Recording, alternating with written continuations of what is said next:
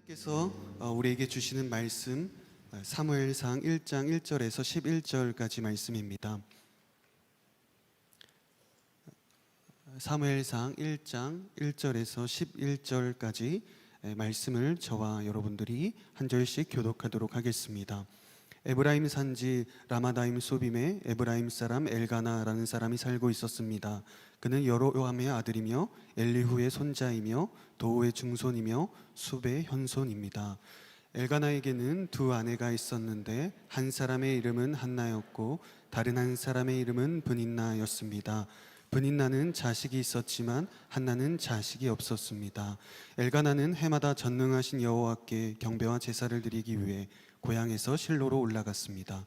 그곳에는 엘리의 두 아들 홈니와 비느하스가 여호와의 제사장으로 있었습니다.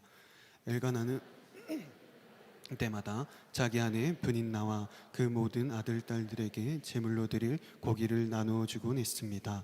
그러나 한나에게는 두 배를 주었는데 그것은 그가 한나를 사랑했기 때문입니다. 그러나 여호와께서는 한나에게 자녀를 주지 않으셨습니다. 여호와께서 한나에게 자녀를 주시지 않았으므로 브닌나는 계속해서 한나를 괴롭히고 업신여겼습니다. 이런 일이 해마다 계속됐습니다. 한나가 여호와의 집에 올라갈 때마다 브닌나가 한나를 괴롭혔기 때문에 한나는 울면서 아무것도 먹지 못했습니다. 그런 한나에게 남편 엘가나는 한나 왜 그렇게 울고 있소? 왜 먹지 않고 있소? 왜 그렇게 슬퍼하고만 있소? 내가 당신에게 10 아들보다 낫지 않소 하고 말했습니다. 그들이 실로에서 먹고 마시고 난 뒤 한나가 자리에서 일어났습니다. 그때 엘리 제사장이 여호와의 성전 문 앞에 있는 의자에 앉아 있었습니다. 한나는 마음이 너무나 괴로워 울고 또 울면서 여호와께 기도했습니다. 우리 함께 읽겠습니다. 그리고 맹세하면서 말했습니다. 전능하신 여호와여, 만약 주께서 주의 종의 비참함을 굽어보시어 저를 기억하시고 주의 종을 잊지 않고 제게 아들을 주신다면 제가 그 평생을 여호와께 바치고 결코 그 머리에 칼을 대지 않겠습니다. 아멘. 이 시간에는 대학부를 담당하시는 이서진 목사님 나오셔서 한나의 기도라는 제목으로 말씀 전해주시겠습니다. 할렐루야. 은혜가 가득한 저녁 되기를 주님의 이름으로 축복합니다. 하나님께서 여러분에게 하나님의 말씀과 또 하나님의 은혜로 채우시기를 소원합니다. 오늘 한나의 기도를 살펴보면서요, 우리 자신의 내면을 돌아보고 또 하나님께서 우리에게 주신 인생의 자리들을 함께 진단하는 시간이 되었으면 좋겠습니다. 오늘 말씀 1절에서요 4절까지를 같이 한번 읽어보았으면 좋겠습니다. 1절에서 4절 함께 읽겠습니다. 시작. 에브라임 산지 라마다임 소빔에 에브라임 사람 엘가나라는 사람이 살고 있었습니다. 그는 여로함의 아들이며 엘리후의 손자이며 도후의 증손이며 숲의 현손입니다. 엘가나에게는 두 아내가 있었는데 한 사람의 이름은 한나였고 다른 한 사람의 이름은 브닌나였습니다. 브닌나는 자식이 있었지만 한나는 자식이 없었습니다. 엘가나는 해마다 전능하신 여호와께 경배와 제사를 드리기 위해 고향에서 실로로 올라갔습니다. 그곳에는 엘리의 두 아들 홈니와 비느하스가 여호와의 제사장으로 있었습니다.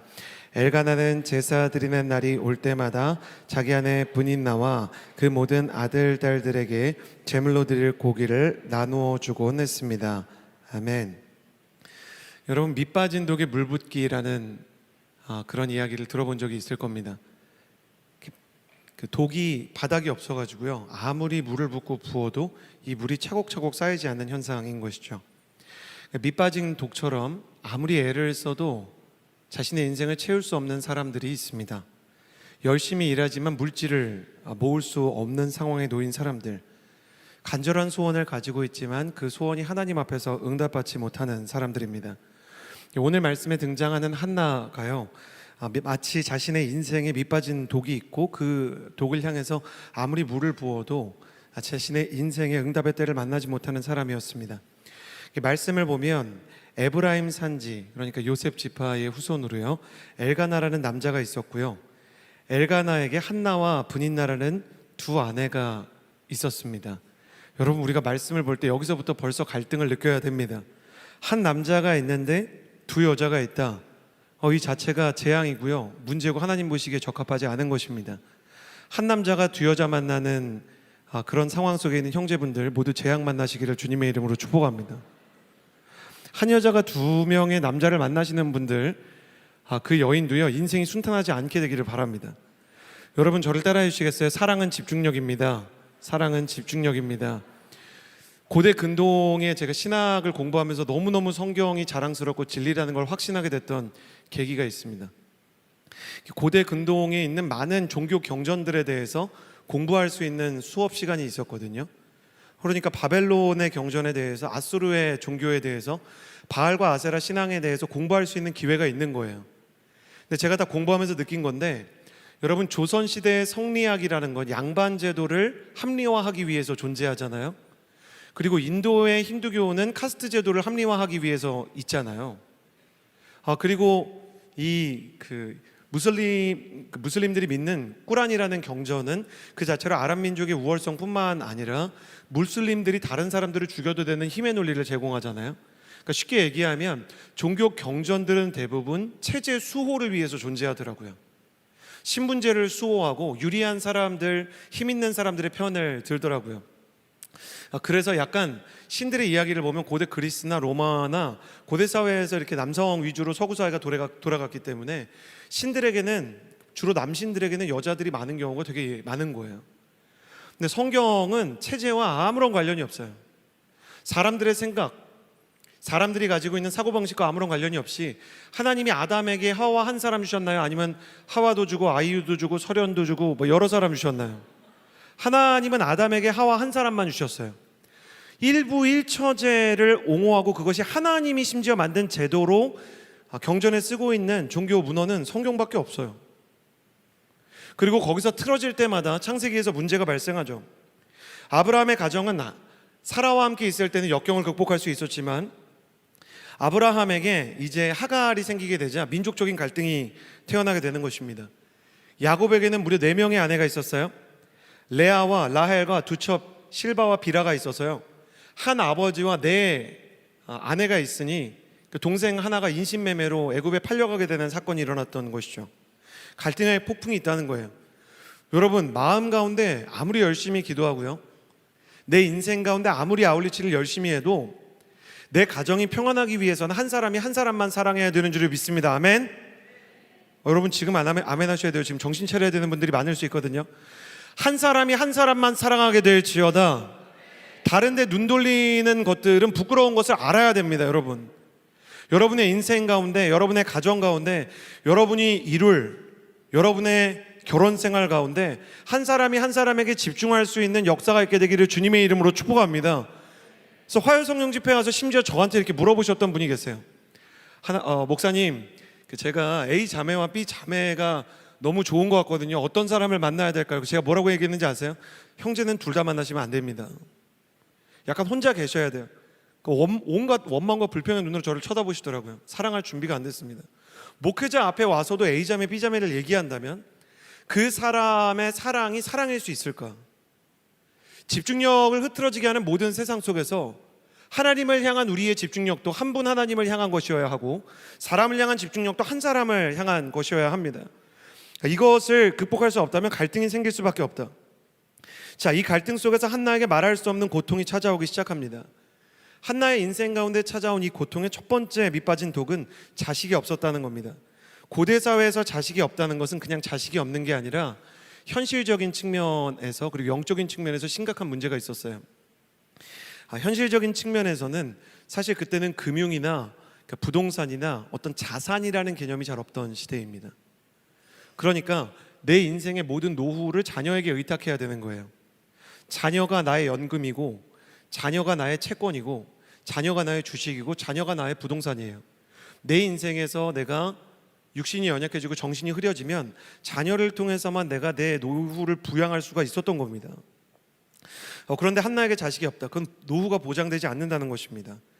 두 번째는 뭐냐면, 자녀가 없다는 건 하나님께서 그 사람을 지지하시지 않는다, 저주가 있다, 이런 것을 의미하는 거예요. 자, 그리고 한나에게 어려움이 있는데요, 6절 말씀을 같이 한번 읽어보았으면 좋겠습니다. 6절 함께 하나님의 말씀을 읽겠습니다. 시작. 여호와께서 한나에게 자녀를 주시지 않았으므로 분인나는 계속해서 한나를 괴롭히고 업신여겼습니다. 한나의 밑빠진 독 두 번째는 자식은 없는데 원수가 있어요.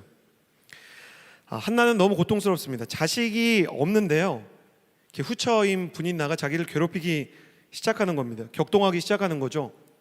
그러니까 넌 자식이 없는 거 보니까 하나님의 은혜를 받지 못하는 거다. 욥의 세 친구처럼 비아냥되고 이 사람의 명예를 실추시키기 시작하는 거예요. 제가 성경을 보면 다른 사람, 타인의 고통에 대해서 함부로 해설하는 거 하나님이 굉장히 싫어하시는데, 분인나는 타인의 고통을 해설할 뿐만 아니라 조롱하는 사람이었던 것 같습니다. 여러분, 순장을 하거나 아니면 심지어 목회자를 하거나 영적인 어떤 지도자의 포지션에 있을 때 정말 조심해야 되는 게 타인의 고통을 함부로 해석하지 않는 게 좋습니다. 그건 정말 영적인 꼰대가 되는 거예요. 진짜 하나님께서 그 사람에게 왜 고통을 주셨는지는 그 사람 당사자밖에 모릅니다. 한나와 욥의 공통점은 한나나 욥은 자신의 잘못 때문에 이 고통을 겪고 있는 게 아니라는 거예요.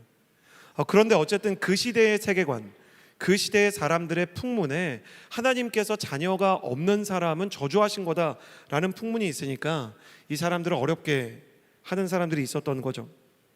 평소에 은혜 충만하다가도 교회에서 은혜 잘 받고 화요성령 집회에서 이제 한나 자매가 잘 은혜를 받았어요.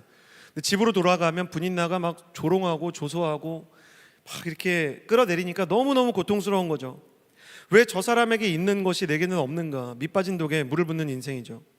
밑빠진 독을 가진 사람은 다른 게 아무것도 보이지 않아요. 그게 있어야 돼요. 내 인생의 결핍 하나가 내 인생의 행복을 다 잡아먹는 느낌이에요. 제가 성경을 보면서도 인생을 보면서도 참 힘든 건 뭐냐면, 여러분 공감이 되실지 모르겠어요. 행복하기 위해서는 되게 많은 게 필요합니다. 관계도 필요하고요, 그리고 자신의 은사도 필요하고 일자리도 필요하고 건강도 해야 되고, 그러니까 내게 어느 정도 재능도 있어야 되는데 그 중에 뭐 한 가지만 없으면 불행해지더라고요. 다 행복한데 관계가 엉망이야. 다 행복한데 재정적으로 완전히 파산을 해서 부도가 났어. 아니면 다 가졌는데 건강하지 않아. 아니면 다 가졌는데 일자리가 없어. 그러니까 한 가지만 없으면 그 한 가지 때문에 인생이 고통스러운 것입니다. 시간이 흐를수록 그것에 대한 갈증과 갈망이 커지는 거예요. 저에게 그 첫째 아들 연준이가 있거든요. 제 아들 연준이랑 롯데월드를 갔더니 아까 모험과 신비가 가득한 나라 이렇게 그 놀이공원 있잖아요. 거긴 진짜 절묘합니다. 거기 이렇게 실내 공원이 있고 밖으로 나오면 이제 마법의 섬이라고 매직 그 섬이 있잖아요. 근데 거기 나와서 다리를 건너가는 그 중간에 아이들이 사는 머리띠랑 풍선을 꼭 팔아요. 그러니까 거기를 지나지 않고는 마법의 섬으로 갈 수가 없는 거예요. 그러니까 어린이들이 풍선이나 머리띠를 꼭 갖고, 심지어는 풍선과 머리띠를 둘 다 사는 사람이 있는 거죠. 그래서 이 아이가, 제 아들이 가만히 줄을 서서 기다려 보니까 너구리 머리띠를 안 한 어린이는 자기밖에 없는 거예요. 풍선을 안 가진 어린이는 자기밖에 없는 거예요. 그러니까 그때부터는 너구리 머리띠와 풍선을 가지지 못해서 인생이 불행하기 시작한 겁니다. 제가 아무리 아이스크림을 사주고 추러스를 사줘도요, 이 아이의 마음속에는 너구리 머리띠가 이미 꽂혀 버렸어요. 당사자는 남들이 다 가진 걸 못 가졌다는 충격 속에서 불안을 느끼고 고통을 느끼는 것입니다. 꽃다운 인생 20대 30대를 살아가는데 남들 다 있는 남자친구 여자친구가 나한테는 없어요. 미래를 꿈꿀 배우자 후보가 나에게 없어요. 그러면 내 인생이 잘못 산 것 같은 생각이 드는 거죠. 취업을 하고 싶어서 열심히 원서를 쓰는데 합격 소식을 듣지 못해요. 계속 제가 몇 번 말씀드렸지만 기업들은 너무 매너가 좋으신 것 같아요. 귀하는 너무 훌륭한 인재라 우리가 감당하지 못한다. 도대체 얼마나 훌륭하면 채용을 못하는 건가? 훌륭하게 좀 안 봐줘도 좋으니까 일자리를 주면 좋을 텐데 왜 남들 다 가는 직장을 가질 수 없나? 10대 때는 수능을 봐서 대학에 들어가지 못하면 굉장히 큰 낙심이 있죠. 재수를 하고 삼수를 하면 인생 가운데 내 인생이 실패한 것 같은 밑빠진 독처럼 느껴집니다. 몸이 아픈 청년들이 늘어나고 있어요. 남들은 막 350kg를 들고 500kg를 들고 막 3대 500을 든다, 3대 350을 든다, 막 난리가 났어요. 필라테스에서 하고 싶은 운동을 해요. 그 대학 분들도 놀라운 자매가 있더라고요. 자기 발을 뒤로 해가지고 자기 머리에 닿는 분도 계세요. 창조 섭리를 거스르는 분이죠. 피트니스 센터에 필라테스에 하고 싶은 운동을 다 하는데 나는 걷는 것도 힘들어요. 계단 올라가는 것도 힘들어요. 계단만 올라갔다 내려갔다 해도 내 나이가 느껴지고 한 해 한 해가 다른 것 같아요. 그 상대적 박탈감을 뭐라고 하겠어요.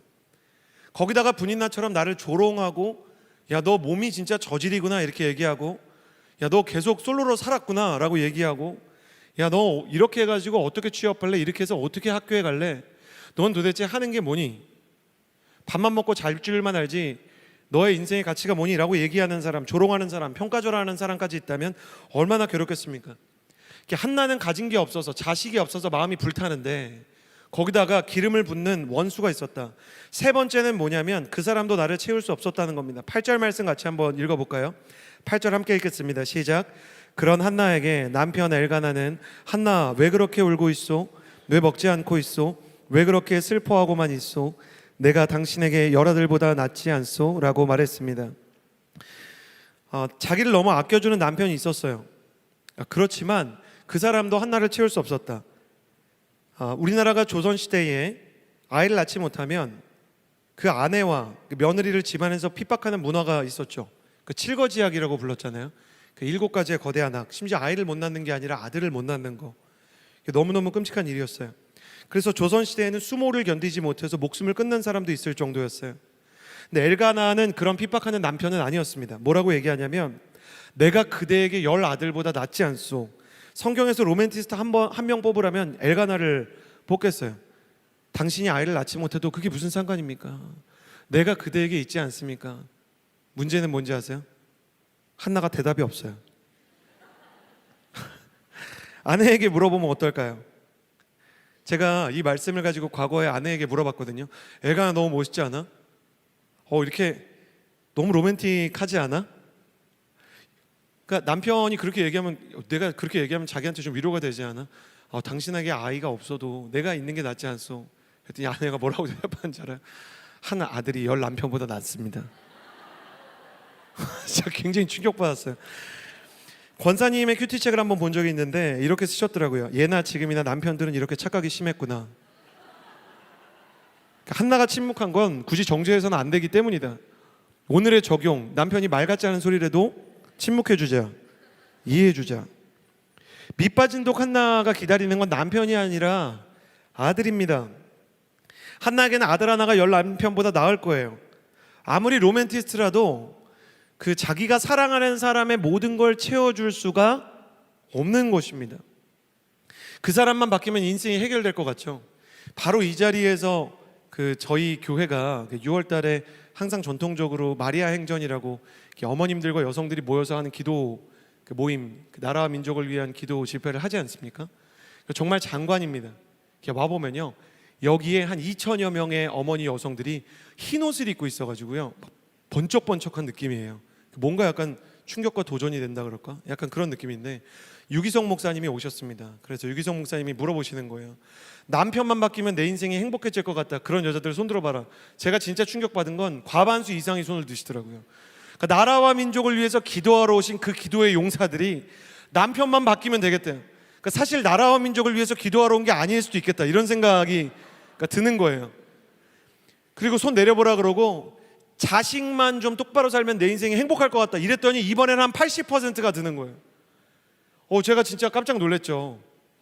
이래서 어머니들의 기도가 뜨겁구나. 근데 유기성 목사님의 그 묵직한 팩트 폭행 있잖아요. 되게 신사적으로 제 심정은 충분히 이해합니다 그러시더니, 그런데 다 예수님 믿으시죠? 요거 하나만 물어볼게요 그러시더니, 다 예수님을 구주로 믿으십니까? 예수님께서 우리와 함께 하시고 성령으로 내주하심을 믿습니까? 진짜 100%가 다 드셨어요. 역시 기도의 어머니들. 근데 한마디로 제압하시더라고요. 예수님이 함께 하시는데도 행복할 수 없는 여자를 일개 남편 따위가 어떻게 행복하게 한단 말입니까? 성령께서 함께 하셔도 충만하지 못한 여자를 일개 자식 따위가 어떻게 만족하게 할 수 있단 말입니까? 정말 남편만 바뀌면, 정말 자녀만 바뀌면 인생의 모든 게 해결이 됩니까? 그렇지 않습니다. 아마 엘가나가 한나에게 자식이 있고 엘가나가 아내를 2명이 아니라 3명, 4명, 5명 계속 늘리는 사람이었으면 남편 때문에 한나는 또 괴로웠겠죠. 사람의 어떤 것이 그 사람의 모든 것을 채울 수가 없습니다. 그래서 형제 여러분, 저를 비롯해서 우리 남자들이 항상 하고 있는 이 착각 중에 중요한 걸 빨리 버려야 됩니다. 내가 교제하는 여자를 행복하게 할 수 있다, 그런 생각 빨리 버려야 됩니다. 우리는 그렇게 대단한 사람이 아니에요. 여성분들도 마찬가지예요. 내가 잘하면, 옛날부터 그런 광고 있었잖아요. 정말 90대부터 내려오는 광고. 남자는 여자하기 나름이에요. 여자가 아무리 애써도 남자들이 변화되지 않습니다. 정말 하나님과 성령님의 역사가 일어나지 않으면 남자 하나 때문에 여자 하나 때문에 인생이 온전히 충만한 분, 그러니까 지금 혹시 30대 40대 신혼부부 중에는 계실지 모르겠어요. 근데 한 60대 70대 중에서 찾아와 주세요. 내 남편 한 명 때문에 나는 평생 행복했다? 그거는 정말 아웃라이어, 제가 모르는 어떤 영적인 법칙이 있든지 아니면 그분이 뭔가 진실을 숨기고 있는 것이든지, 사람 하나 때문에 인생이 모두 다 찰 수 있을 정도로 인간의 죄성과 욕망이 그렇게 가볍지가 않습니다. 한나는 엘가나로 이 문제가 해결되지 않는 거예요. 문제 하나에 꽂히면 다른 게 보이지 않아요. 추러스를 가지고 너구리 머리띠가 대체가 안 되는 것처럼 내 인생 가운데 내가 결핍이 있고 내가 어렵다고 생각하는 문제들이 쉽게 채워지지 않는 것이죠. 거기다 한나가 더 괴로웠던 이유가 있었습니다. 5절과 6절을 같이 한번 읽어보시겠습니다. 함께 읽겠습니다. 시작. 그러나 한나에게는 2배를 주었는데 그것은 그가 한나를 사랑했기 때문입니다. 그러나 여호와께서는 한나에게 자녀를 주지 않으셨습니다. 여호와께서 한나에게 자녀를 주시지 않았으므로 분이 나는 괴롭 속에서 한나를 괴롭히고 업신여겼습니다. 충격적입니다. 역시 MZ세대는 대단하다 이런 생각이 듭니다. 방금 말씀 읽는 동안 제가 잘 아는 20대 주부에게 메시지가 왔어요. 저는 신혼부부고 20대지만 남편 하나로 행복할 수 없다는 걸 알고 있습니다. 설교를 하는데 메시지를 보낸다는 것 자체가 충격적이고요. 그리고 그 메시지가 충격적입니다.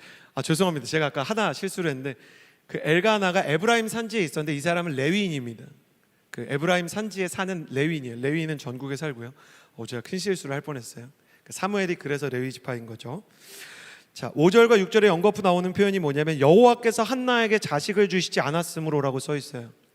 원인이 드디어 등장합니다. 여호와께서 한나에게 자식을 주시지 않았기 때문에 지금 한나가 아이를 낳지 못하는 것이다. 한나의 밑빠진 독의 원인 제공이 충격적이기도 하나님에게 있습니다. 하나님이 나의 소원을 외면하시는 거예요. 가장 본질적인 아픔이죠. 오랫동안 기도하는데 기도를 들어주시지 않는 거예요. 한나의 이름의 뜻이 뭐냐면 은혜와 은총이라는 뜻이에요. Grace and Mercy라고 얘기할 수 있을 것 같아요. 근데 실제 한나가 경험하고 있는 건 뭐냐면 슬픔과 고통이에요. 그녀가 겪고 있는 인생은 tears and pain, 눈물과 고통인데 그녀의 이름은 Grace and Mercy, 은혜와 은총이에요. 오히려 한나라는 이름을 말할 때마다 그 가슴을 칼로 베는 듯한 고통이 있었을 겁니다.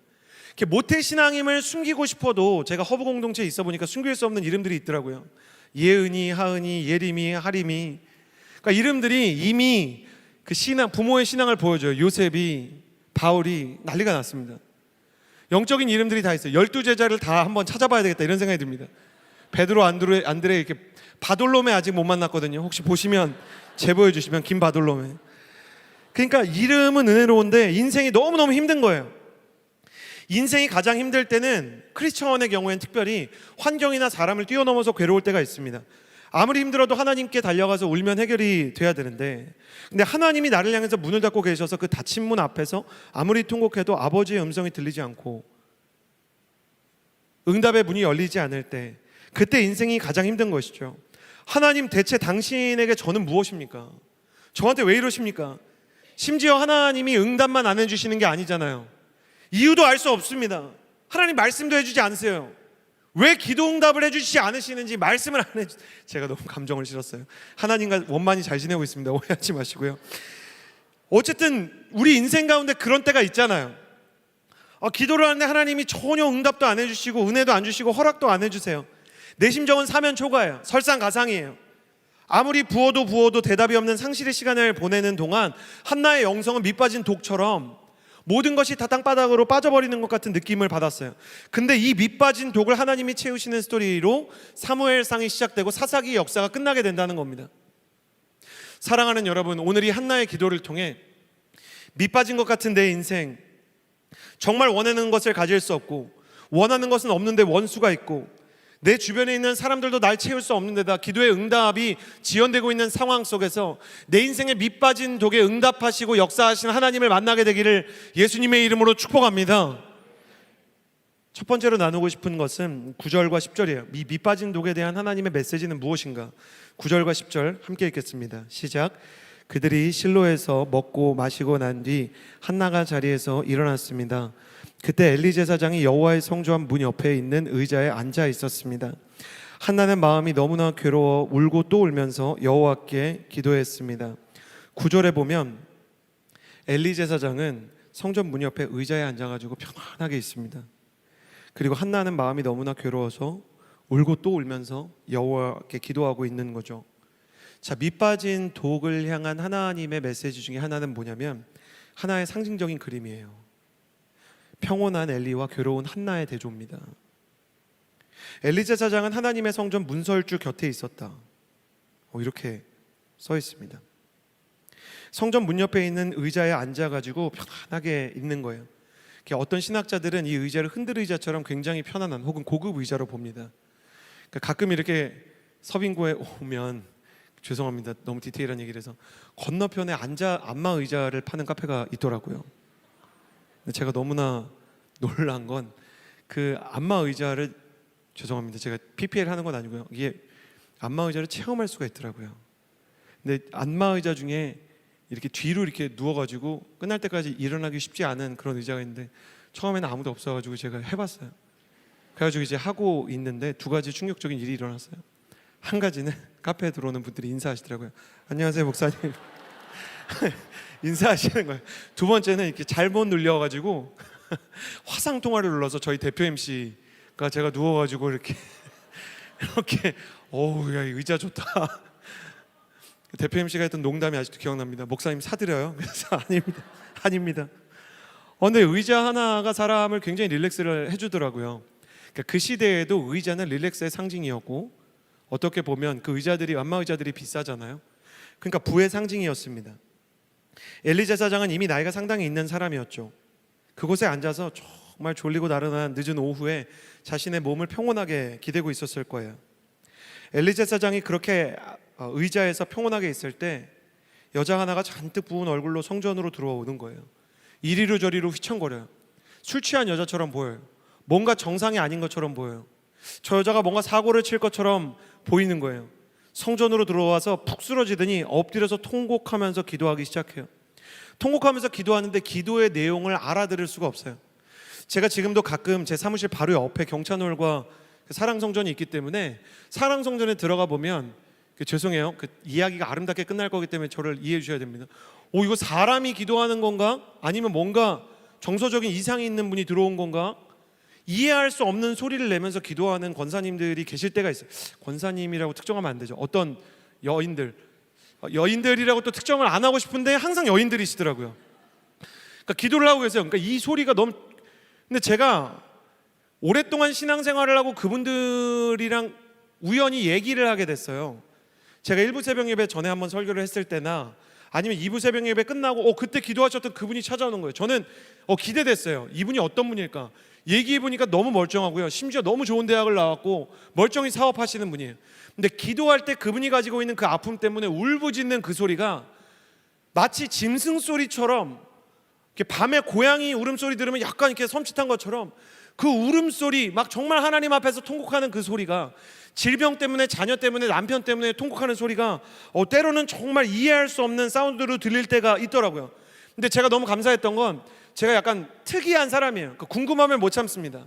저건 기도일까 아닐까 이게 궁금해가지고 사랑성전 2층에 올라가서 1층에 있는 그분을 보면서 기도를 한 게 아니고 가만히 들어봤어요. 무슨 기도를 하시는가. 그리고 나와서 얘기를 해보니까 거의 여지없어요. 멀쩡한 분들이고 오히려 영적으로 교양이 있고 인품이 좋으시고 하나님을 너무 잘하는 분들이에요. 저는 그런 분들 보면 꼭 얘기하는 거죠. 저는 대학부를 담당한 이서준 목사인데 꼭 저를 위해서, 저희 공동체를 위해서 기도해 주시면 안 되겠습니까? 막 망설이다가 저 같은 사람이 무슨 중보기도를 하겠습니까? 제가 얘기하죠. 아닙니다. 여기에 일주일에 3번 4번 오시는데 그 중에 하루라도 좀 기도해 주시면 좋겠습니다. 그러면 그거를 정말 이렇게 낡아서 해진 그 종이로 막 이렇게 낡아져 있는 그 종이의 수첩에다가 적으시면서 그 기도를 하시더라고요. 사람이 겉으로만 봐서는 모릅니다. 그 사람이 가지고 있는 그 영적인 처절함과 기도의 깊이가 다른 사람 볼 땐 좀 이상해 보일 수 있어요. 그러나 그 사람 내면 속에 정말 하나님을 향해서 불타는 마음이 있습니다. 저도 옛날에 여러분처럼 딱 여기 앉아가지고 온누리교회를 처음 왔는데, 제가 이렇게 처음 와가지고 두 가지가 어려웠거든요. 한 가지는 다 손을 들고 찬양을 하더라고요. 특히 막 축도송 할 때, 살아계신 주 할 때. 근데 저는 손을 들거나 박수를 치면 큰일 나는 교회에서 왔거든요. 그러니까 이제 손 들거나 막 박수 치거나 이런 게 좀 어려웠어요. 첫 번째는. 그러니까 예배 시간에 막 손 들고 막 크게 찬양하고. 두 번째는 제 양옆에 제가 모르시는 이제 여성분들이 예배를 드리기 위해 앉으셨는데, 기도를 하는 동안 너무너무 우시는 거예요. 근데 저는 기도하면서 울었던 적이 사실 많지 않았기 때문에 너무 우시니까 좋은 마음으로 그렇게 기도했어요. 하나님, 저는 괜찮은데 양옆에 있는 이 여성분들 기도를 좀 들어주지 않으면 안 될 것 같다. 이분들이 인생이 너무 힘든 것 같다. 근데 제가 나중에 주님을 만나보니까 제 자신도 이상할 정도로 하나님 앞에 소리를 지르고 눈물이 흐르고 방방 뛰고 시간을 하나님 앞에 부르짖고, 때로는 공동체를 위해, 지체들을 위해, 아픈 이 어른들을 위해서 기도하면서, 혹은 가족을 위해서 기도하면서 통곡하는 그 마음이 있더라고요. 엘리는 사람을 보는 대로 판단합니다. 누구보다 보이지 않는 것을 봐야 되는 영적인 사람인 엘리가 누구보다 속물이 돼서 보이는 대로 사람을 판단하는 거예요. 저 여자는 술 취했구나, 저 여자는 뭔가 문제가 있구나. 엘리는 눈이 멀었습니다. 비두나였고 눈이 잘 보이지 않는 사람입니다. 영적으로 이 사람은 하나님이 쓸 수 없는 사람이 되었습니다. 그래서 하나님께서는 편안한 엘리가 아니라 한나의 눈물을 보고 계셨어요. 하나님 앞에서는 내가 좀 이상해도, 하나님 앞에서는 내가 좀 세상 사람의 기준에 보기에 너무 엄격하고 요즘 트렌드에 맞지 않아도, 하나님께서는 하나님과 함께 눈물을 흘리는 사람을 너무너무 사랑하십니다. 제가 20대의 대학생 한 명을 이번 주 예배 끝나고 이렇게 만났는데, 이 친구가 특정 대학교에서 제가 이렇게 얘기하면 나 그 수업 배웠다 이렇게 하시는 분 계실 것 같아요. 이렇게 여대에서 1학년 1학기 때 기독교에 대한 필수 수업이 있습니다. 근데 말이 기독교지 들어보면 완전히 그냥 세상 철학을, 그러니까 성경을 빌미로 다 얘기하는 거예요. 동성애에 대해서도 다 받아들여야 되고, 예수 그리스도의 부활도 비유적으로 읽어야 되고, 모세의 사건을 실제로 읽으면 안 되고, 그리고 사회 문화에 따라서 성경을 읽는 방식이 다 바뀌어야 되고. 그래서 제가 하나하나 질문을 하면서 이 친구랑 얘기를 하다가 예배가 4시에 끝났는데요, 7시 반까지 대화를 하는 거예요. 여러분, 현대의 문화와 사상을 가지고 성경 읽는 법이 달라져야 된다 그러면 사실 우리는 별 생각 없이 그 얘기를 흡수할 수 있지만, 현대 문화와 사상이 성경보다 높은 가치가 있는 거예요. 현대 문화와 사상을 가지고 읽어야 된다면, 그러니까 이분은 이제 공산주의나 페미니즘이나 이런 방식으로 읽어야 된다고 얘기하시는 분인 거예요. 아무래도 여대고 본인이 여자 교수시니까. 여성 인권을 이야기하는 건 좋은데 모든 성경이 여성 인권을 억압하고 통제하는 형태로 벌어졌다. 제가 얘기해 줬어요. 인류사에서 여성 해방이 이루어지고 여성 참정권이 일어났던 모든 국가가 기독교 국가입니다. 성경이 베이스가 된 국가가 아닌 곳에서는 여성 인권이 추락해요. 오히려 역사적으로 그렇게 여성 인권이 기독교 문화 없이 해방된 사례가 있나요? 여러분, 우리나라의 여성 인권을 누구보다 해방시킨 분들이 언더우드 아펜젤러 선교사님 아니었나요? 그럼 아브라함 링컨은, 영국의 윌리엄 윌버퍼스는, 그 사람들은 성경으로 안 읽었냐고요. 그래서 제가 어떻게 읽어야 될지 알게 해주겠다. 기독교 세계관은 너무 소중한 것이다. 그래서 이 친구랑 막 이렇게 얘기하는데, 이 친구를 보면서 너무 가슴이 뜨거웠던 건, 목사님 너무너무 사실 외롭고 고단한 싸움이라고 생각이 됐다. 교회를 다니는 친구들도 저를 이해하지 않는다. 동성애 그거 좀 받아들이면 어떠냐. 혼전 순결 그거 좀 깨지면 어떠냐. 성경이 실제 여자들을 억압한다. 현대의 사상과 현대의 문명을 가지고 성경을 재해석해야 된다. 이런 이야기 하나하나가 이 아이에게 너무너무 괴로웠던 거예요. 그래서 이 아이가 무슨 말만 하면 넌 구시대적이라고, 너는 이 시대에 맞지 않는다고, 트렌드에 뒤처진 아이라고, 아이들이 볼 때 이상한 아이가 된 것이죠. 여러분 저를 보시겠어요? 그런 이상한 취급을 안 받는다면 우리가 어떻게 거룩한 사람이겠어요? 노아 할아버지가 산 위에 방주를 짓는데 그게 어떻게 안 이상하냐고요. VJ 특강대회에 출동해야죠. 산 위에 방주를 짓는 할아버지가 있다, 이런 거 해야죠. 이상하잖아요. 산 위에 방주를 왜 지어요? 여러분, 바다 위에서 손을 들고 밤새는 할아버지가 있어요. VJ 특공대 출동해야죠. 바다 위에 지팡이를 들고 있는 노인이 있다? 전쟁하는 동안 막 아론과 훌과 함께 손들고 중보기도 하고 있는 할아버지, 전쟁을 바라보며 영화처럼 손들고 있는 할아버지가 있다? 세상의 눈으로는 이해할 수 없는 겁니다. 여러분은 언제 세상에게 이해받지 못하는 시선을 받아봤습니까? 마지막으로 핍박을 받아본 게 언제였나요? 마지막으로 오해를 받은 게 언제인가요? 성경은 우리에게 그 오해와 그 핍박이 없으면 우리가 심지어 그리스도의 사람이 아니라고 말합니다. 당연한 거고 자연스러운 거라는 거예요. 심지어 영적인 지도자도 이 사람의 마음과 중심을 몰랐다는 겁니다. 그러나 누가 그 눈물을 보고 계셨는가? 하나님께서 한나의 눈물을 보십니다. 이 한나의 기도는 성경 전체에 나오는 기도 중에 가장 아름다운 기도 중에 하나가 되었어요. 사실은 성전에 엎드려서 회개해야 되는 사람, 눈물 흘려야 되는 사람은 엘리였어요. 엘리가 회개해야죠. 성전에서 부와 명예를 누리면서 몸은 비듬해지고 눈은 침침해져서 그렇게 세월을 보내고 있을 때인가, 제사장이 비만인 것 그 자체가 죄입니다.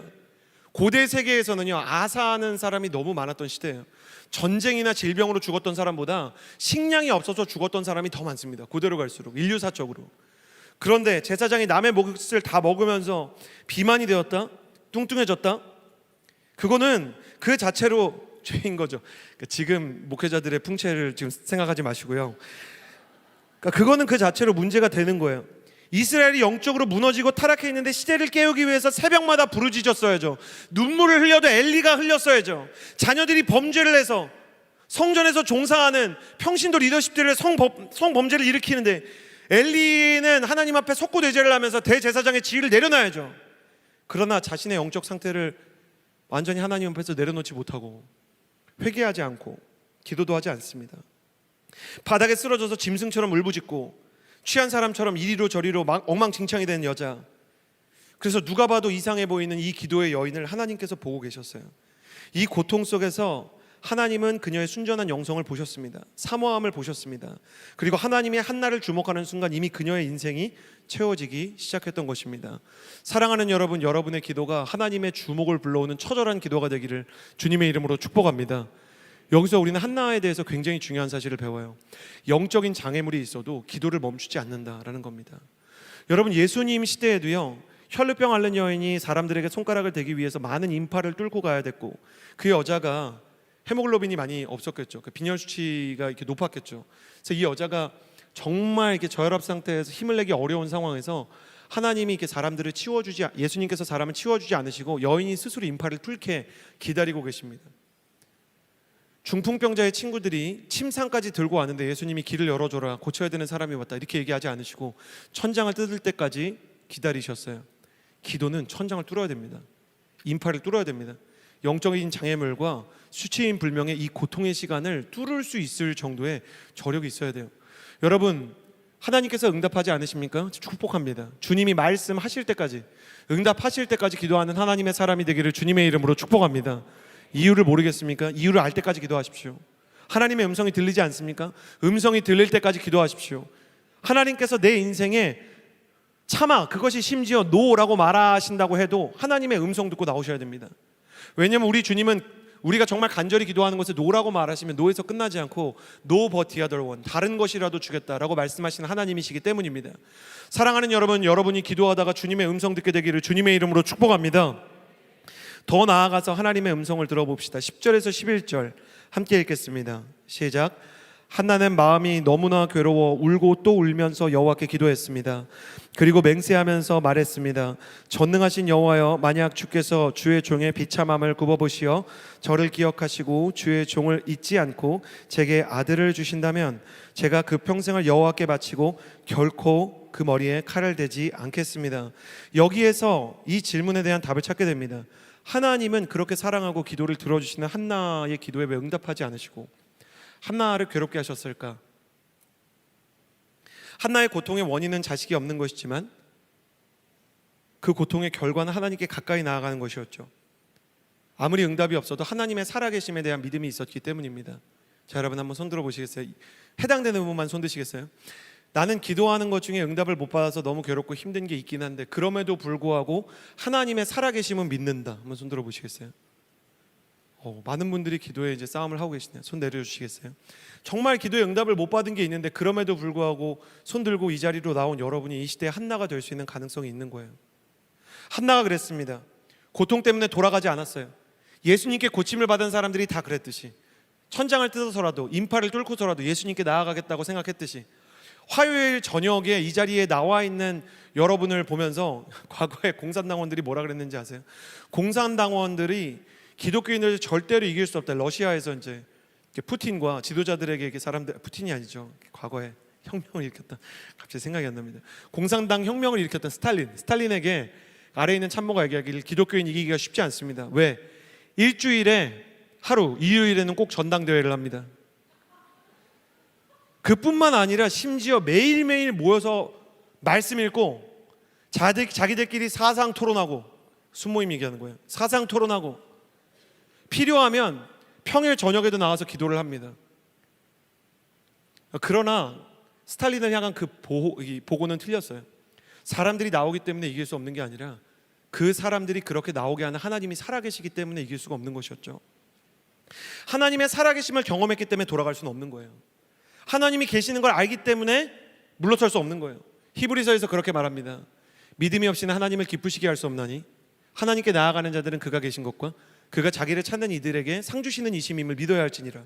좋으신 하나님, 지금은 알 수 없지만 무언가 뜻이 있는 하나님, 앞으로 나아가기 시작하는 거예요. 사랑하는 성도 여러분, 응답이 없는 상황에서도 하나님의 계획이 있을 것입니다라고 고백할 수 있는 한나와 같은 사람이 될 수 있기를 주님의 이름으로 축복합니다. 영적인 어려움이 있는 상황 속에서도 기도할 수 있는 열정을 성령께서 주시기를 축복합니다. 고통의 시간이 찾아올 때 그 시간이 바로 여러분의 기도가 업그레이드 될 수 있는 시간이에요.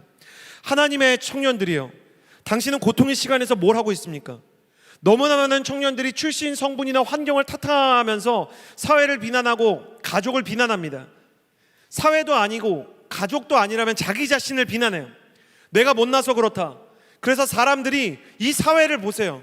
누군가를 비난하고 끌어내리고 나보다 잘난 사람을 보면 의심하고, 어떤 사람이 자기 인생에 대해서 감사하면 그 감사도 불편하게 느끼고, 아니면 자기 자신을 탓하기 때문에 우울증이나 공황장애나 망상장애에 시달리게 됩니다. 환경을 탓하고 나라를 탓하고 가족을 탓하고 자기를 탓하고 누구를 탓하든 자기 자신만 비참해지는 거예요. 땅을 치며 통곡할수록 내가 밑바닥에 떨어졌다는 것을 스스로 확인할 뿐입니다. 그러나 고통의 광야에서 하나님은 이미 장막을 펼치시고 나를 향한 음성을 준비하고 계시는 분입니다. 그 하나님의 음성이 임할 때까지, 그 하나님의 뜻을 알게 될 때까지, 도대체 이유가 뭡니까? 그 이유를 발견할 때까지 기도할 수 있는 저력이 여러분 모두에게 임하게 되기를 주님의 이름으로 축복합니다. 그렇게 기도할 때 한나가 이 고통 속에서 놀라운 것을 알게 됐어요. 밑빠진 독에 계속 물을 붓듯이 기도를 하는데 하나님께도 밑빠진 독이 있었던 것입니다. 하나님의 밑빠진 독은 이스라엘이었어요. 사사기의 400년 역사를 통과하면서 이스라엘의 영성은 땅바닥을 치고 있었고 이스라엘 지도자들의 지도력조차 피폐하기 짝이 없었습니다. 이 나라가 다시 한번 모세와 여호수아의 때로 돌아가기 위해서는 온전한 지도자가 태어나야 되는데, 온전한 지도자가 태어날 만한, 누군가 태어났을 때 그 지도자를 지도자답게 키울 믿음의 어머니, 믿음의 아버지가 없었던 것이에요.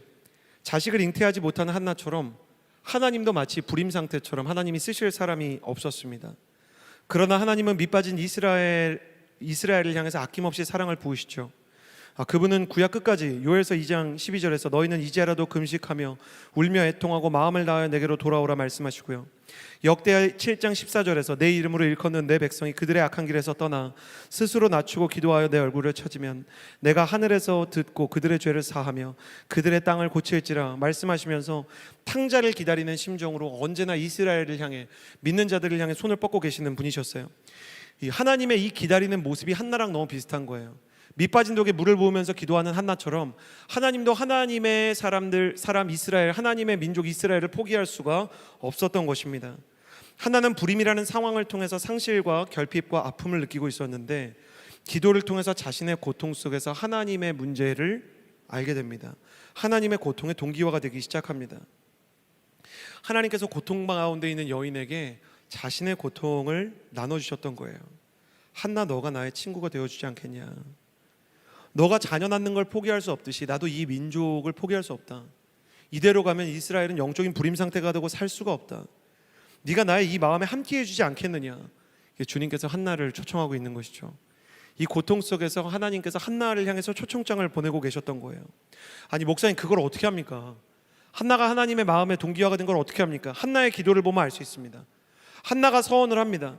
아들을 주시면 평생 나시린으로 바치겠습니다. 아들이 여럿 있는 거 아닙니다. 나시린으로 바치면 아까 말씀드렸잖아요. 혹시라도 남편이 먼저 죽고 한나가 늦게 살 경우에 여전히 한나는 노후 문제가 해결이 안 돼요. 금융도 없고 자산도 없는 사람이 되는 거예요. 자기 그래도 좋은데 하나님한테 바치겠다. 이것은 단지 그냥 단순하게 애 주시면 하나님한테 바칠게요. 그게 아니에요. 처절하게 하나님 앞에서 기도하고 눈물을 쏟다가 하나님 만약에 자식을 주시면 평생 나시린으로 바치겠습니다. 이렇게 기도하게 된 거죠. 여러분, 이건 가벼운 말이 아니에요. 이거는 아들 주시면 목사 만들게요 랑은 차원이 다른 얘기예요. 선교사님은 좀 비슷하겠네요. 뭐가 다를까요? 아들 주시면 목사님 만들겠습니다 이거랑 하나님한테 나시린으로 바치겠습니다 뭐가 다른지 아세요? 말씀을 보면 한나는 그렇게 사랑하는 아들을 낳고요, 아이가 걷고 스스로 음식을 먹게 되자 엘리에게 맡겨서 1년에 한 번 봐요. 너무너무 눈에 그리고 내 자신보다 소중한 자식을 낳는데 1년에 한 번 보는 거예요. 목사로 키우겠습니다 이렇게 얘기를 하면 이 아들을 이제 계속 자기 품에서 기를 수 있잖아요. 근데 권사님, 장로님들도 자기 자녀가 갑자기 선교사로 나가겠다 그러면 다 그런 건 아니지만 당연히 고민하게 되고 망설이게 되는 겁니다. 저희 부모님이 이민을 가셨거든요. 근데 저에게 하나님은 한국 청년들을 위해서, 한국 성도님들을 위해서 헌신하라는 명확한 비전을 주셨어요. 그래서 그 비전을 나눠왔더니 아버지 어머니가 신앙이 다 좋으신데 아버지가 버럭 화를 내시는 거예요. 야, 아버지가 가고 어머니가 가는데 그러면 우리 다른 나라에서 살자는 거니? 그러니까 기분이 좋은 게 있고 놀란 것도 있었어요. 놀란 거는 나 하나님의 비전 말한 건데 예수 믿는 우리 아버지도 이해를 못하는구나. 지금 생각하면 저라도 이해 못할 것 같아요. 우리 아들이 갑자기 아버지랑 멀리 떨어져서 살겠습니다. 그럼 저라도 서운할 것 같아요. 그리고 좋은 게 있었는데 아빠가 나를 그래도 좋아하나 보다, 그런 생각이 막 드는 거죠. 당연히 좋아했겠죠. 그래가지고 27살 때 가족 이민 수속 끝나고 저 군대 갔다가 정기 휴가 때 가족을 만나러 캐나다에 갔는데 어머니가 이제 그 터미널에서 제 옷을 붙잡고 이렇게 놔주지를 못하세요. 지금 도대체 한국으로 돌아가면 내 아들 언제 볼 수 있을지 모르니까 펑펑 우시는 거예요. 군복 한 번 못 달아주고 휴가 나오면 집도 없는 애를 다시 조국으로 돌려보내야 되는 엄마의 마음이 말하지 않아도 느껴지는 거죠. 그럼에도 불구하고 저희 부모님이 남기신 심정을 이해합니다. 하나님의 비전에 부모님이 어느 순간에 동기화가 되시더라고요. 하나님의 비전을 이길 수가 없더라고요. 한나가 하나님의 비전에 동기화가 되기 시작했던 거예요. 처음에는 자기 기도 제목을 가지고 나아갔지만 나중에는 하나님의 마음을 받아가지고 돌아왔어요. 저를 보시겠어요? 기도는 뭐냐? 내 기도 제목을 가지고 나가서 하나님의 기도 제목과 하나님의 마음을 받아오는 것입니다. 여러분의 결핍이 오래되고 그것에 응답이 없다면 하나님께서 그 결핍을 통해서 그 안에 주고 싶은 하나님의 마음과 하나님의 뜻과 하나님의 메시지가 있는 겁니다. 내 인생의 결핍의 문제가 해결되기 위해서만 기도하는 게 아니라 내 마음을 가지고 가서 하나님 마음 가지고 돌아오는, 하나님이 나에게, 우리 가정에게 내 인생에 무엇을 원하는지 깨닫게 되는 역사가 있게 되기를 주님의 이름으로 축복합니다. 승진을 위해서, 진학을 위해서, 결혼을 위해서 기도하는데 문이 열리지 않아요. 남들보다 늦게 가요. 너무 서운하죠. 하나님이 계신데 왜 이걸 안 해주시는가? 그때 구해야 되는 것, 하나님, 내가 왜 이 일터에서 열심히 승진해야 되는지 그 이유를 알게 해주십시오. 내가 공부를 한다면 왜 해야 되는지 알게 해주십시오. 내가 결혼을 해야 된다면 왜 결혼을 해야 되는지, 하나님의 뜻이 무엇인지 알게 해주십시오. 하나님은 대체 이 시대를 향해, 가정을 향해, 그리고 이 시대의 청년들을 향해 무슨 마음을 가지고 계십니까? 하나님의 소원과 하나님의 아픔에 관심을 가진 사람들이 너무나 없어지는 시대입니다. 우리가 그분의 소원에 너무나 관심이 없다면, 우리가 그분의 눈물에 너무나 둔감하다면 그분의 눈물과 소원은 누가 헤아려 주겠습니까? 수많은 청년들이 성령의 충만을 구합니다. 그러나 성령의 충만에 이르지 못하는 이유는 성령 충만을 받아서 더 뜨겁게 기도하고 싶은 그 수준까지가 보통 끝이기 때문이에요. 성령의 충만을 받아야 한다면 성령님이 뭘 원하시는지를 알아야 되는 거고, 방언을 하냐 못하냐 보다는 하나님의 말씀과 기도하는 순간을 통해 주님께서 나와 내 민족과 내 일터와 학교에서, 가정에서 원하시는 것이 무엇인지, 주님의 눈물이 이 가정에, 이 땅에, 이 일터에, 이 학교에 임하기를 기도해야 되는 것입니다. 사랑하는 청년 여러분, 저는 여러분이 하나님의 마음을 헤아리는 사람이 되기를 축복합니다. 하나님의 눈물을 닦아드릴 수 있는 사람이 되기를 원합니다. 주님, 저에게 응답 주시는 게 문제가 아니라 저에게 무언가 하나를 주시면 전 하나님의 눈물을 닦아드리는 사람이 되고 싶습니다. 한나의 기도하면 상징이 항상 눈물이죠. 근데 그 눈물은 한나의 눈물이었을 뿐만 아니라 한나가 닦아드린 하나님의 눈물이었다. 저는 여러분이 손수건처럼 주님의 눈물을 닦아드리는 사람이 될 수 있게 되기를 예수님의 이름으로 축복합니다. 여러분이 하나님의 기쁨이 되는 것을 넘어 여러분의 존재 자체가 하나님께 위로가 되고 하나님께 기쁨이 되는 청년이었으면 좋겠어요. 사랑하는 청년 여러분, 예수 그리스도의 기쁨이 되고 그분께 힘이 되고 그분께 위로가 되는 하나님의 사람이 되기를 예수님의 이름으로 축복합니다. 사무엘상 1장 17절에서 18절을 보면 엘리가 이렇게 말합니다. 평안히 가시오. 이스라엘의 하나님께서 당신이 구한 것을 허락하실 것이요. 한나가 말했습니다. 당신의 여종이 당신께 은총받기를 바랍니다. 그리고 나서 한나는 가서 음식을 먹고 그 이후로 얼굴에 근심을 띠지 않았습니다. 엘리가 이제 응답을 받을 겁니다 라고 말을 하는 장면에서 두 가지 저는 충격을 받았습니다. 첫 번째, 엘리도 맞는 말을 할 때가 있구나. 고장난 시계도 하루에 2번은 맞는다고. 성경을 보면 여러분 요압 같은 인물을 보면서 헷갈려하면 안 됩니다. 요압이 영적인 분별력이 그래도 있는 사람인가? 그게 아니고요. 고장난 시계도 원래 2번은 맞아요. 다리오 왕이 그 다니엘을 선대한 것처럼 그 요압도 완전히 야망에 찌든 인물인데 자기 야망을 위해서 하는 말이 하나님의 말과 우연히 맞을 때가 있어요. 그러니까 악당도 맞는 말 할 때가 있잖아요. 여러분 요즘에 영화 보면 이렇게 타노스도 이렇게 약간 공감입이 될 수가 있고 악당들에게도 서사가 있는 것처럼 말이 되는 얘기를 할 때가 있는데 엘리도 하나님의 사람이어서가 아니라 이 사람이 한 말을 하나님께서 그냥 영적 권위자니까 한 번 사용해 주신 거예요. 이 사람은 전혀 돌아오지 않았어요. 거기다가 한나가 절망하고 있는데 응답을 받지 않았는데도 전혀 근심하지 않았다. 충격적입니다. 더 이상 근심하지 않았다. 저는 이 구절이 너무너무 아름답습니다. 여러분 표시해 주시겠어요? 그 이후로 얼굴에 근심을 띠지 않았다. 응답을 받지 않았는데 기도를 하는 어느 순간에 그 이후로 얼굴에 근심을 띠지 않았다고 합니다. 저는 여러분이 응답을 받지 않았는데 이 순간을 경험하게 되기를 주님의 이름으로 축복합니다. 아이가 생긴 것도 아니고 환상을 본 것도 아니고 자신에게 하나님의 음성을 전하는 엘리의 영적 상태를 신뢰할 수도 없는데 한나는 더 이상 근심하지 않았어요. 이미 하나님과 같은 마음, 하나님과 같은 눈물, 하나님과 같은 소원을 가진 사람이 되었기 때문입니다. 기도에서 진짜 평안은 어디서 오는가? 하나님의 마음과 같아진 것입니다. 하나님의 아픔을 받고 하나님의 눈물을 받고 하나님의 소원과 같은 것이 되어서 더 나아가서는 하나님의 담대함과 하나님의 수준의 믿음까지도 가지게 되는 것입니다. 여러분 축복합니다. 하나님의 소원과 하나님의 마음을 받을 뿐 아니라 하나님의 믿음과 하나님의 용기까지 가진 믿음의 사람 되기를 예수님의 이름으로 축복합니다. 한나가 그렇게 되었어요. 밑빠진 독에 드디어 물이 차기 시작합니다. 한나는 여전히 밑빠진 독입니다. 자식도 없고요. 남편이 변한 것도 아니고 분인나가 바뀐 것도 아니잖아요. 그런데 이 사람이 드디어 밑빠진 독인데 채워집니다. 여러분 이게 밑빠진 독이라고 생각해 보세요. 여기 물을 어떻게 채우겠어요? 물을 아무리 붓고 부어도 이 그릇은 계속해서 흘러내려가겠죠. 여기 물을 어떻게 채웁니까? 밑빠진 독에 물을 붓는 게 아니라 밑빠진 독을 강물로 던져버리면 돼요. 그러면 그 강물 안에 잠긴 컵에는 자연스럽게 물이 담기게 되는 거죠. 깨진 상태 그대로 뭐 하나 수리된 게 없는데 강바닥까지 내려간 그 그릇은 물로 가득 차게 되어 있는 거예요. 성령의 충만이 그런 겁니다.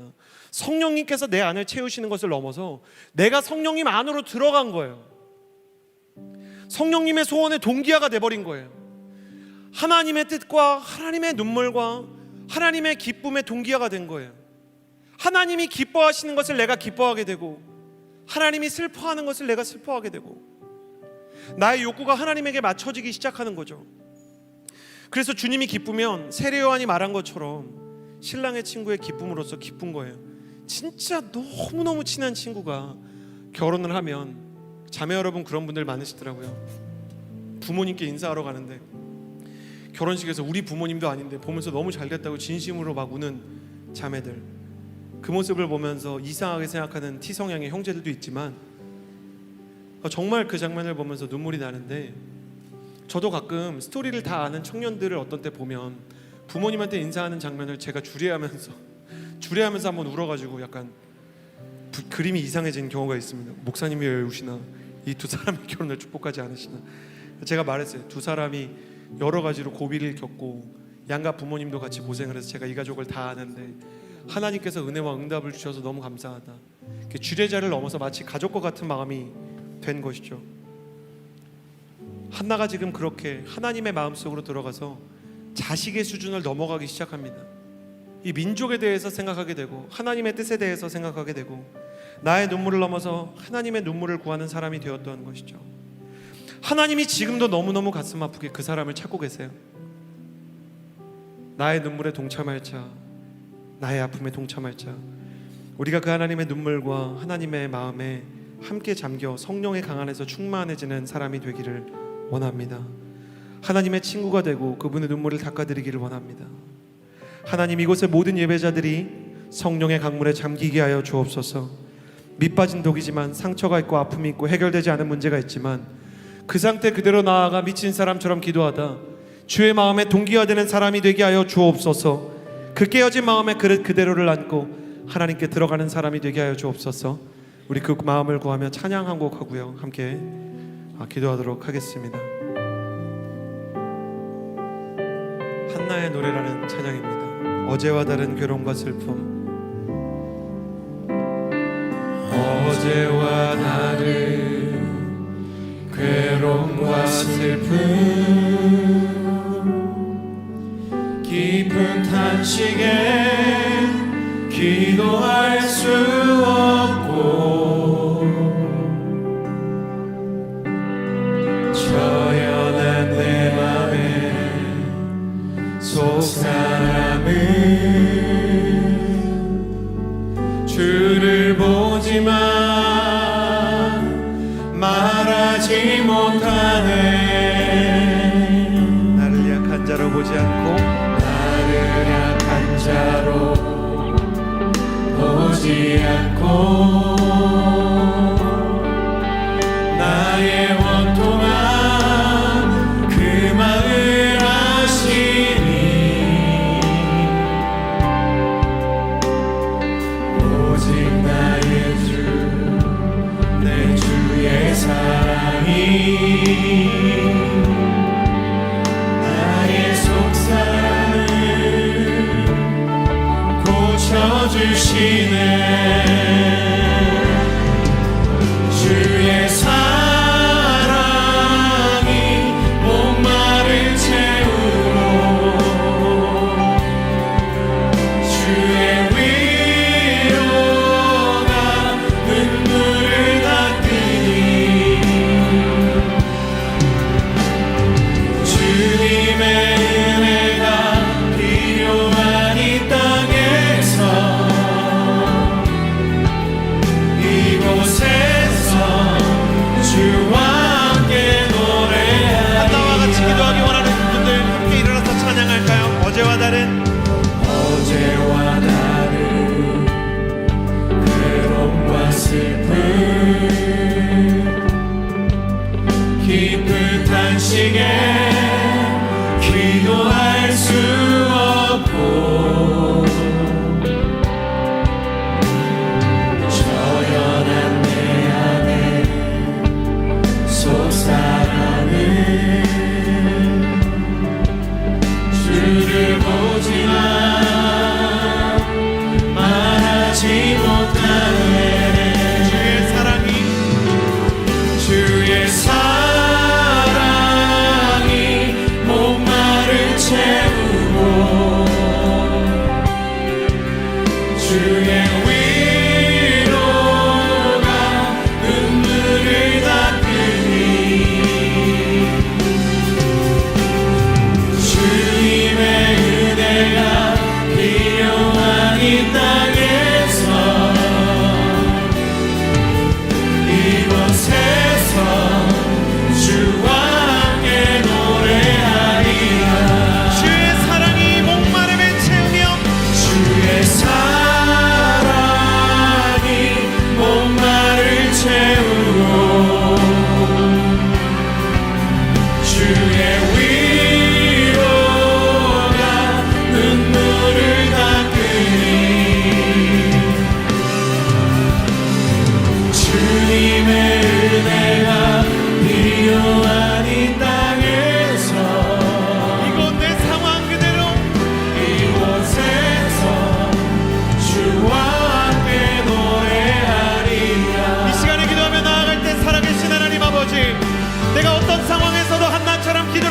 하지 않게 하여 주옵소서.